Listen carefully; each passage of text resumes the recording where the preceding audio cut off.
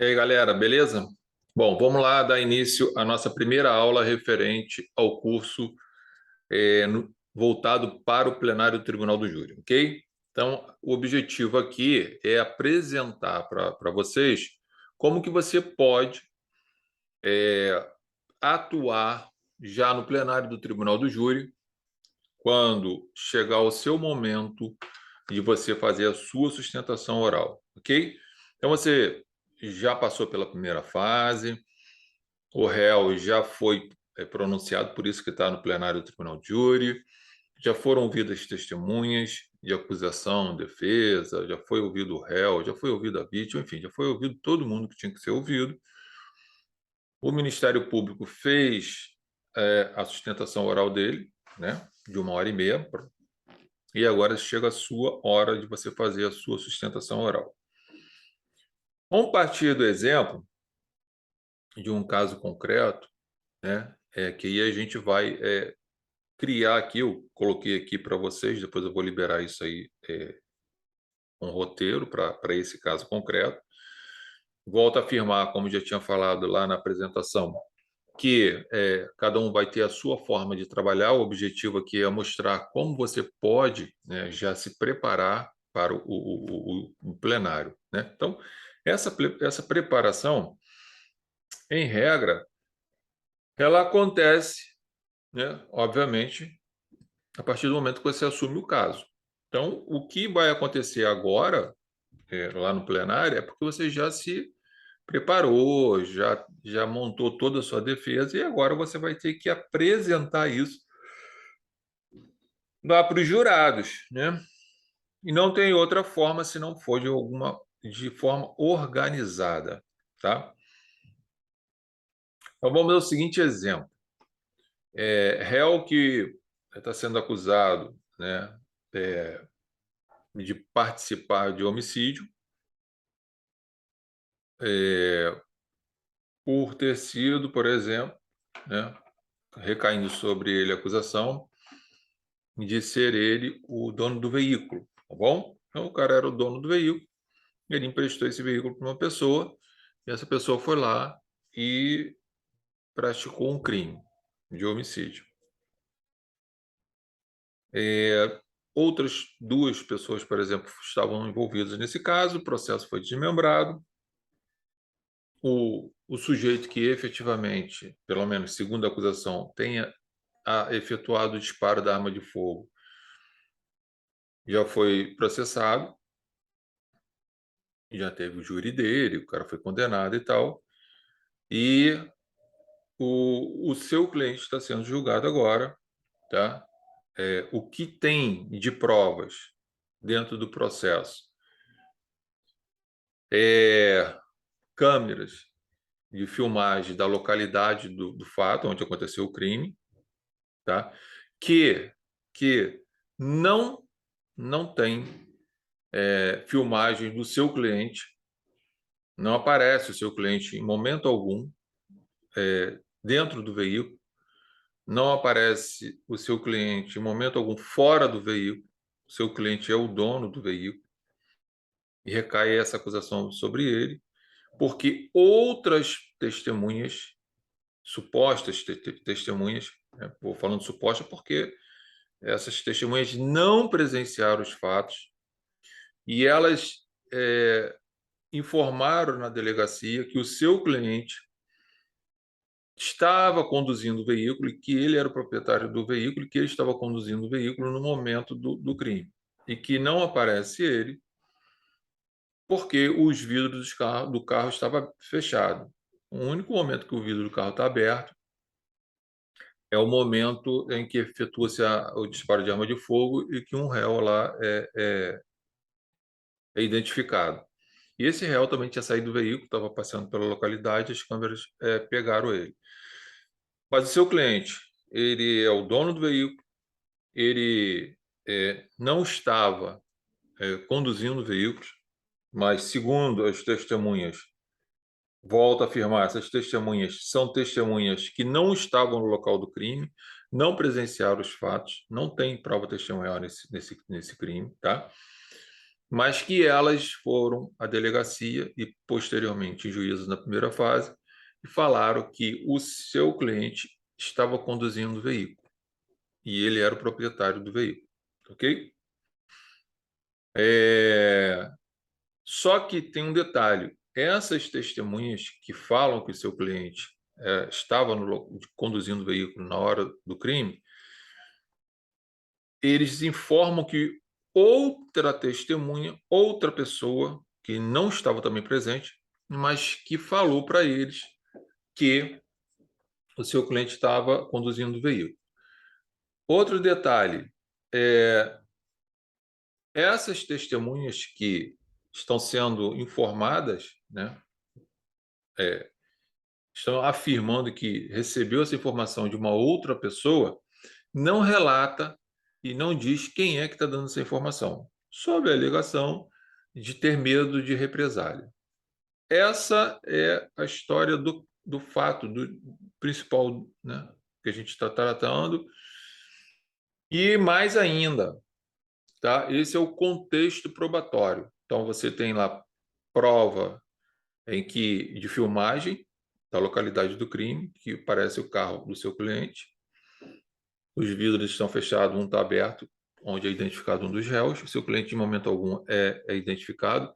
Seu cliente tem alguns álibis de que não estava no local do fato, inclusive tinha conversado via WhatsApp, que estava no supermercado, conversou com a esposa. Tinha outras duas testemunhas que falaram que ele emprestava o veículo, era comum ele emprestar o veículo para as pessoas. E tem contra ele essa filmagem que aparece o carro dele, mas tem essas outras testemunhas de acusação que falam que receberam informação de uma terceira pessoa que não pode indicar quem é essa terceira pessoa porque tem receio. Então, é aquela história, né? Ouviu dizer, mas não diz quem é que falou. Tá? Então, esse aqui é a temática. A tese defensiva que você provavelmente vai adotar é a tese de negativa de autoria. Me parece que não tem uma outra tese, porque dentro desse contexto que eu estou falando, tá, gente? Não tem outra tese que você vá sustentar. Não é legítima defesa, porque senão você teria que reconhecer que seu cliente estava presente, não tem estado de necessidade, enfim. É negativa de autoria, ou seja, seu cliente efetivamente não estava no local dos fatos e agora você precisa, né, fazer essa sustentação oral, tá? Lembra que eu já falei para vocês, é necessário que se tenha nesse momento, né, um conhecimento amplo das coisas, de outros ramos do direito, ou até de outras ciências, mas também se tenha conhecimento do direito processual penal. E mais, né, gente? Eu preciso ter uma lógica de apresentação do que eu vou fazer, porque eu vou estar falando para jurados que são pessoas do povo que não têm conhecimento da lei, né? O Ministério Público provavelmente vai afirmar que seu cliente ele é o dono do carro, que as testemunhas ali afirmaram que ele estava dentro do carro, que estavam com medo de falar de onde veio essa fonte, e por aí foi discorrendo, e pede a condenação do seu cliente. Então você agora tem que desconstituir todo isso que está sendo falado para o seu cliente, e você precisa da sua técnica. Bom, que nós vamos falar de negativo de autoria, isso aí não tenha nenhuma dúvida de que é o que a gente está fazendo, tá bom? Beleza. A questão toda é, quando você já tiver com tudo isso já aconteceu, por exemplo, anteriormente na primeira fase, você já tem que estar preparado lá no plenário para discorrer. Então, eu criei aqui um roteiro, tá bom? Que é o que você poderia começar a trabalhar. Gente, vejam, vocês estão agora se dirigindo, né, aos jurados, são pessoas do povo que não conhecem nada de direito, em regra, e que você precisa apresentar para ele o que é um processo e o que é aquele processo efetivamente que está sendo discutido ali, tá? Eu acho que você pode começar. começar a desenvolver o seu raciocínio dentro daquela 1h30, abordando alguns pontos importantes. Por exemplo, você pode mostrar para os jurados o nosso ordenamento jurídico, né, no que diz respeito à abordagem do tema, né, do anonimato, que é vedado no nosso ordenamento jurídico. Você pode atacar, num bom sentido, essa prova testemunhal que fala que o seu cliente estava conduzindo o veículo, que recebeu informações de terceiros, mas não diz quem é esse terceiro. E aí você pode atacar a questão da credibilidade, a questão, né, da prova que não foi presencial e é uma prova que ouviu dizer ou recebeu alguma informação, e aí estaria contaminado pelos sentimentos de vingança, que tem interesse pessoal, que não traz transparência, né? Você também pode, né, trazer aqui, né, o combate, né, à eventual perícia apresentado lá pelo Ministério Público, tá? Sobre algum fato que ele tenha apresentado. Você pode atacar que essas informações, que essas testemunhas trazem contra o seu cliente, que foi uma informação ofertada por terceiros que não estão ali presentes, ou seja, há uma delação, né? Ou seja, estão delatando o seu cliente sem que essa delação ela tenha essa validade, porque ela é anônima, porque ela tem como fonte informações anônimas, ela está contaminada pelo interesse de vingança, interesse de justiça, né, em interesses pessoais envolvidos de sentimentos ali. Então, você pode começar a trabalhar isso, por exemplo, fazendo uma leitura dos artigos do nosso ordenamento jurídico e depois começar a desenvolver o seu caso. Então, você poderia muito bem, isso dentro de 1h30, tá, gente? Pegar o seu código, abrir o seu código, senhores jurados. E exemplo, tá? Você vai usar o termo que você quiser, da forma que você quiser, né? Mas você poderia chegar para os jurados e falar, senhores jurados, eu vou apresentar para os senhores o que o nosso ordenamento jurídico trata referente às questões aqui apresentadas que estão sendo discutidas, para que os senhores, né, junto com sua íntima convicção, seu livre convencimento, os senhores possam perceber que esse processo é um processo, né, em que o réu está sendo acusado simplesmente porque é dono do veículo, que ele emprestou o veículo, e é comum na nossa sociedade as pessoas emprestarem o seu veículo para outro, ainda mais quando se conhece, e sem perguntar o que vai se fazer, porque às vezes não se pergunta, e muito menos imaginar que o sujeito poderia praticar algum crime, né? Ou que aquele veículo seria utilizado para a prática de um crime. Então, você já poderia começar a construir essa ideia e falar para eles, né? Olha, seus jurados, como se percebeu aqui, a acusação ela vem baseada numa filmagem, uma câmera de filmagem, junto com o depoimento de testemunhas que falam que o réu estava dirigindo o veículo porque receberam informações de uma terceira testemunha. Porém, não apresentam que essas testemunhas compareceram à audiência. Então, é uma informação anônima, ok?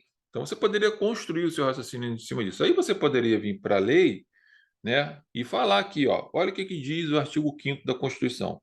Todos são iguais perante a lei, sem distinção de qualquer natureza, garantindo-se aos brasileiros e aos estrangeiros residentes no país a inviolabilidade do direito à vida, à liberdade, à igualdade, à segurança e à propriedade, nos termos seguintes. 2 pontos. Inciso 4º. É livre a manifestação do pensamento, sendo vedado o anonimato. Senhores jurados, é vedado no nosso ordenamento jurídico o anonimato. Se alguém tem alguma acusação contra alguém, ele tem que efetivamente aparecer e se manifestar. Então, essa ideia de que uma testemunha recebeu informações de terceiro e não traz esse terceiro em juízo, isso não é, né, uma forma sólida, segura, para que você possa dar credibilidade e condenar um sujeito. Primeiro, porque é vedado o anonimato. Eu estou lendo aqui para os senhores aqui, está aqui na lei, não sou eu que estou falando, é a lei que está falando. Então, isso é uma forma de direcioná-los para que os senhores possam tomar as decisões de forma serena, segura, dentro do ordenamento jurídico e na convicção dos senhores, ok? Então, essas informações que essas supostas testemunhas estão aqui dizendo que receberam de uma terceira pessoa que ninguém sabe quem é, e qual é a relação dessa terceira pessoa com a vítima, com o réu, se tem interesse, se não tem interesse no caso, se não tem, por que não apareceu, ok? E se isso é verdade, porque não está aqui para depor, efetivamente. Então, é vedado o anonimato. Repare que o que nós estamos tratando aqui, gente, é atacar, tecnicamente dentro da lei, a figura do anonimato e tirando a credibilidade daquele depoimento, tá? Posso ainda, junto, que tenho, e aí eu recomendo a vocês que vocês imprimam jurisprudência a favor de vocês sobre o tema. Daqui a pouco eu vou abrir, na próxima aula, seja ou agora, vou ver daqui a pouco, vou abrir a questão da jurisprudência para vocês. Então, você pode pegar uma jurisprudência, por exemplo, da STJ, Superior Tribunal de Justiça, e dei uma decisão em que se reconhece que é vedado o anonimato, ok? E aí você apresenta para os jurados. Vocês poderiam falar, ó, inclusive a jurisprudência do nosso país, Superior Tribunal de Justiça, composto por ministros, tem essa decisão aqui, ó, e lê a decisão, dizendo que é vedado o anonimato nos casos das testemunhas que tem que comparecer, tal, não sendo válido, não sendo suficiente para uma condenação, ok? O que você está fazendo aqui? Você está dando elementos para os jurados para que eles possam se sentir seguros, confortáveis para decidirem a favor do seu cliente. E, obviamente, você está afastando a acusação lá, os argumentos do Ministério Público. Tá? Além disso, né, eu já li e informei para os jurados a respeito da questão do anonimato, que é vedado, e também já comecei a informar a questão da credibilidade da prova testemunhal, tá bom? E aí agora eu vou falar da prova testemunhal, tá ok? E aí eu posso abrir o meu código de processo penal, tá ele aqui, estou mexendo nele, ok? Gente, vocês vão fazer exatamente isso aqui, tá? Vocês não precisam ter nada gravado de cabeça, não. Vocês vão abrir o código de processo penal, já deve ter feito isso antes, já está marcadinho, para você ganhar tempo, né? E aí você pode, né, chegar para os jurados e falar, senhores jurados, agora eu vou falar com os senhores a respeito da prova testemunhal, ou seja, o que é uma testemunha, tá? O que o nosso ordenamento jurídico diz, o que a jurisprudência diz, o que aconteceu no caso concreto, para os senhores poderem estar seguros naquilo que vão decidir. Então, deixa eu ler para vocês, e aí você separa alguns artigos, os principais artigos. O artigo 203 está aqui, ó. A testemunha fará sob palavra de honra a promessa de dizer a verdade do que souber e lhe for perguntado, devendo declarar seu nome, sua idade, seu estado e sua residência, sua profissão, lugar onde exerce sua atividade, se é parente e em que grau de alguma das partes ou quais suas relações com qualquer delas, e relatar o que souber, explicando sempre as razões da sua ciência e as circunstâncias pelas quais possa avaliar-se de sua credibilidade. Senhores jurados, eles têm que, a primeira testemunha, em regra, a testemunha válida, testemunha que deve ser, né, levada em consideração para uma condenação, é aquela testemunha que presenciou os fatos, é aquela testemunha que viu os fatos e narra para você.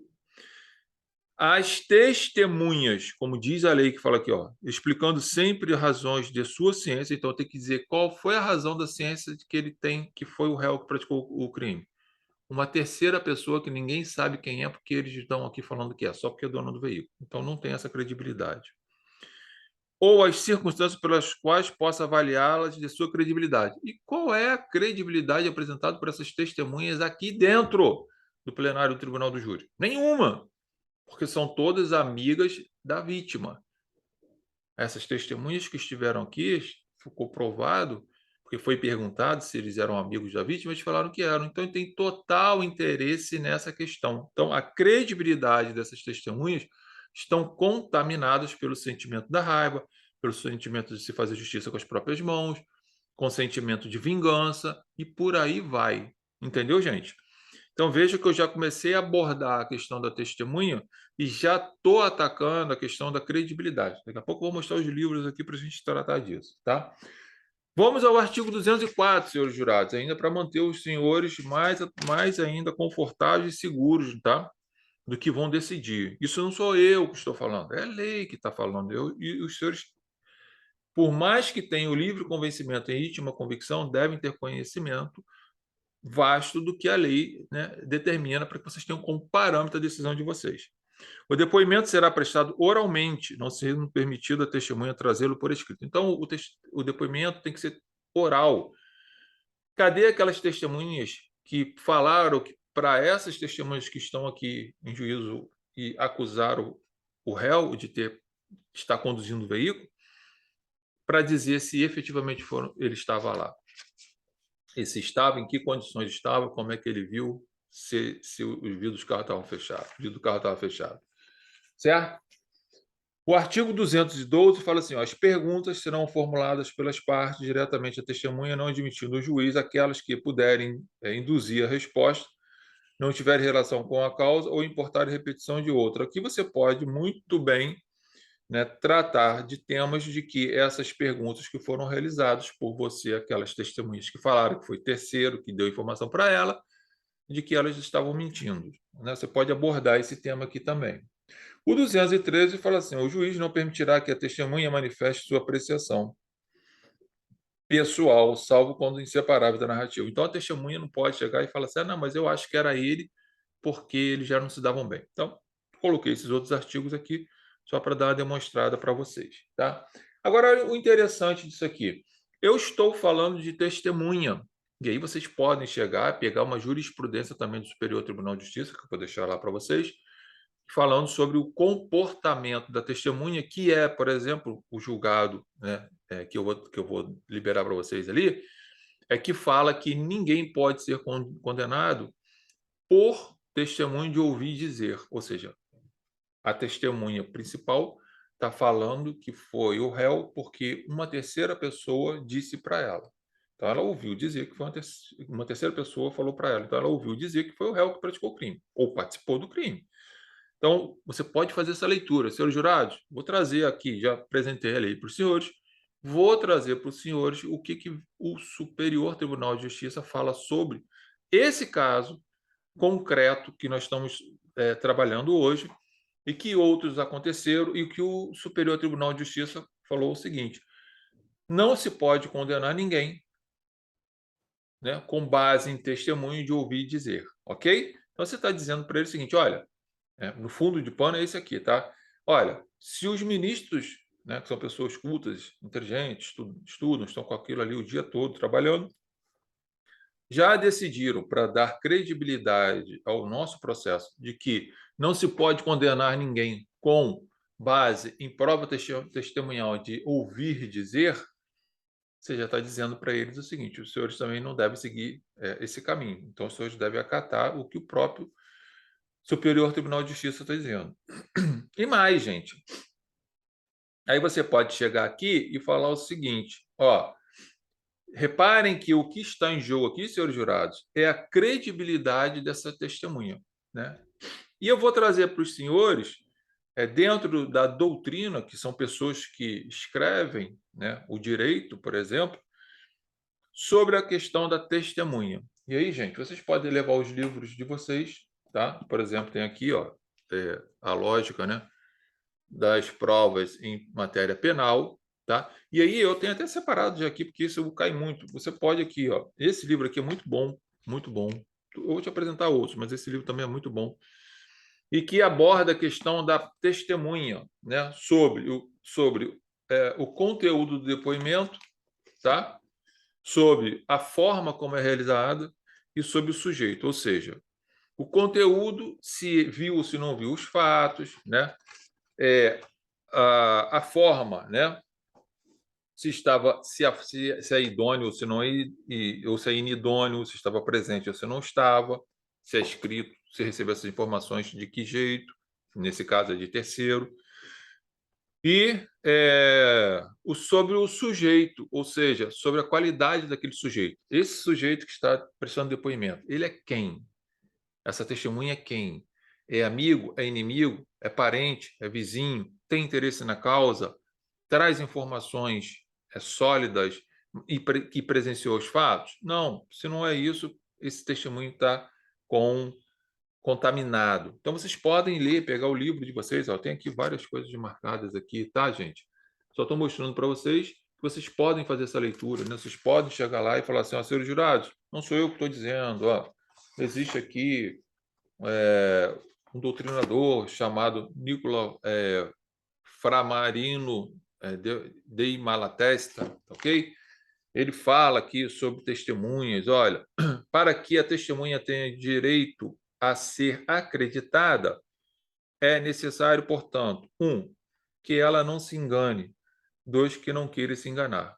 Ou seja, está dizendo aqui que ela tem algumas coisas fora ao fato principal, né, que possa contaminar o depoimento dela. Então, por exemplo, no caso aqui é que ela não queira enganar. No caso aqui, ela está enganando os senhores quando ela vem aqui, fala que recebeu informações de terceiros, não apresenta esses terceiros e querem condenar o réu por sentimento de vingança. Olha que você está construindo uma coisa legal aqui, né?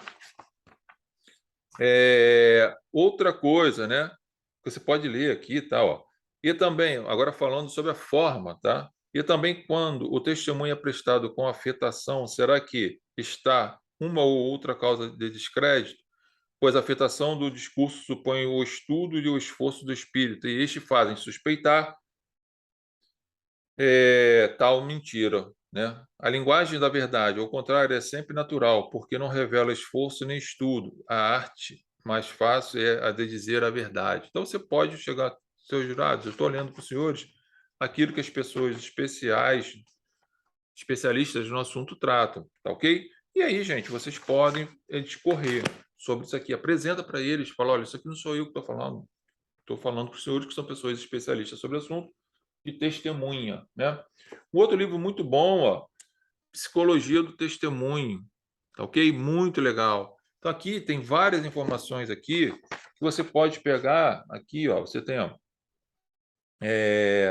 a questão, né, da credibilidade, dos efeitos, da simulação, da vontade da testemunha em mentir, né?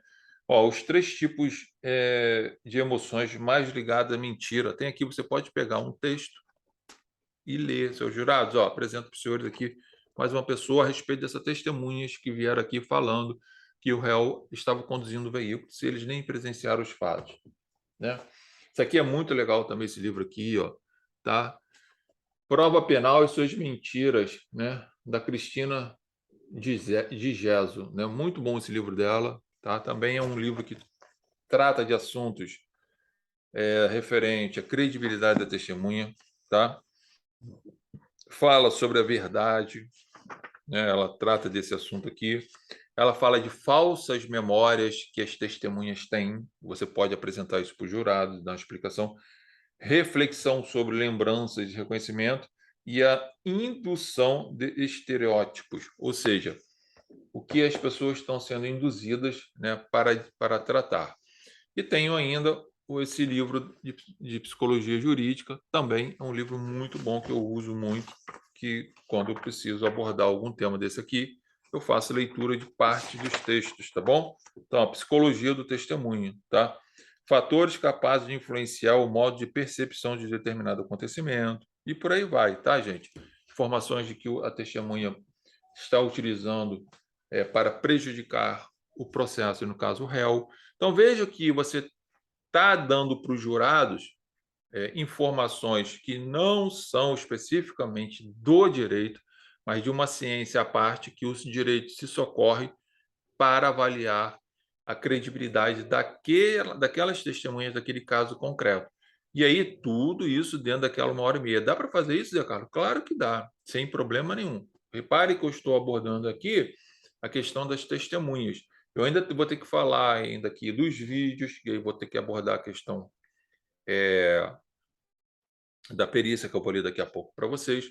Então, vejam que trabalhar, né, aquilo que você tem no caso concreto, à luz da lei, da jurisprudência e da doutrina, você alimenta os jurados, e aí trazendo, né, tudo isso, fazendo uma correlação com os fatos, né, da realidade do caso concreto, você alimenta os jurados a dispersar a vontade de refletir sobre aquela acusação anterior, ok?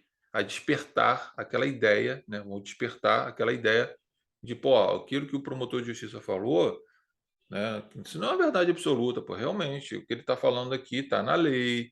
O caso concreto, as testemunhas vieram aqui e não estavam presentes. Foi perguntado para elas se elas viram, se elas estavam presentes, falaram que não. Foi perguntado para ela como é que elas sabem daquela informação, ela fala que foi o terceiro que falou. Poxa, tudo isso está se encaixando dentro da lei, está se encaixando dentro da doutrina, que trata da doutrina trazida pela psicologia, que trata desses temas, e você começa a construir essa ideia de que os jurados vão rechaçar aquela sustentação apresentada pelo Ministério Público, né? Gente, então, a gente vai fazer um intervalo. É só para lembrar vocês que vocês devem começar a ter esse caminho aqui, tá? Daqui a pouco a gente vai dar seguimento em outros assuntos. É só para você tomar o seu café, a sua água aí, daqui a pouco voltar. professor@josebrito.com.br, tá? Martins Brito EADplataforma.com, nossa plataforma de cursos jurídicos criminais. meudigicard.com/Martins Brito Advocacia, onde você nos encontra nas redes sociais. É só tomar um cafezinho e a gente já volta para a nossa aula aí. Grande abraço.